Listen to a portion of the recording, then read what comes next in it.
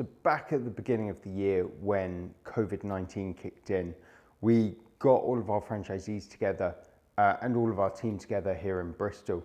And we basically sat down and went, what's the worst case scenario for this? And we set about planning right from day one the worst case scenario. So we looked at the clients we had, which clients across all the franchisees would be at risk of maybe having to work from home for a long period of time, who would have to increase services, and if they had to increase services, what that would look like. We have several different companies in food manufacturing, medical manufacturing, and a couple of government contracts as well. So we looked at the security and the safety around this. And instantly what we did was we put in a large order to make sure that we had medical sanitizers, we made sure we had medical disinfectants, medical PPE that we could roll out to our team. This is all just a step above what we would normally do.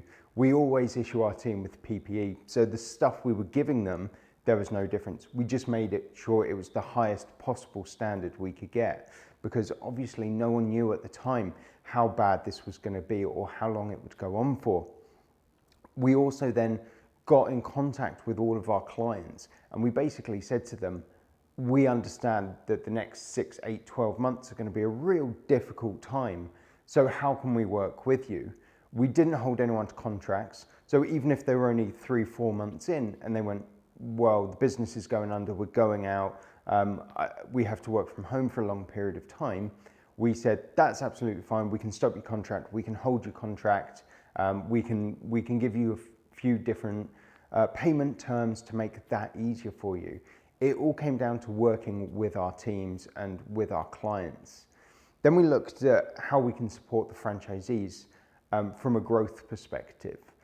We understood that a lot of them weren't going to be making the same sort of money that they were before. So we put a hold on our royalties to try and protect those franchisees.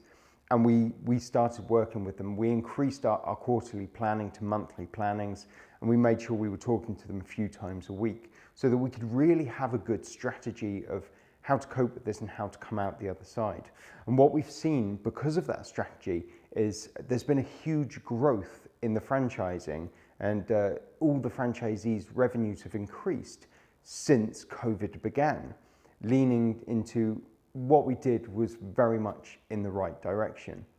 Then we also gave our franchisees and our clients a lot of support in providing PPE or hand sanitizers or back to work packs, and we pivoted the model slightly to make sure that they had everything they needed.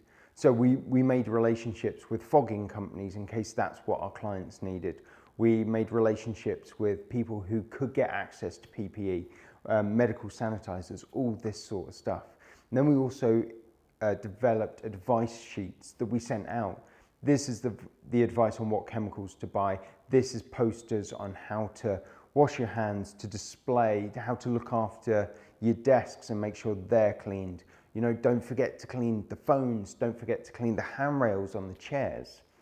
So what we did was we became an educator more than a supplier. There were lots of people out there selling hand sanitizers and going out and buying fogging machines. We wanted to become an educator so that those offices who decided that they couldn't afford us at that moment in time, reduced the numbers going into their office, they knew and they had the best advice possible as to how to look after their teams over the next couple of months.